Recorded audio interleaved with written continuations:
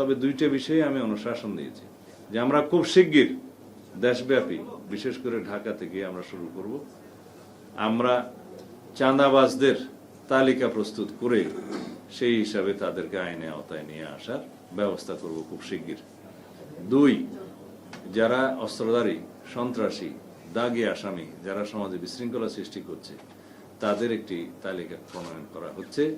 সেটা নির্মোহভাবে তালিকা প্রণয়ন করা হচ্ছে এবং আনবায়াস তালিকা প্রণয়ন করা হচ্ছে। সেটা আমরা স্ক্রুটিনি করে তাদেরকে আইনের আওতায় নিয়ে আসার ব্যবস্থা করব খুব শিগগির।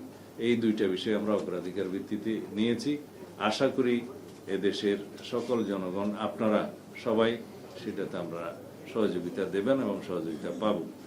আমরা সেই দিকেই যাচ্ছি।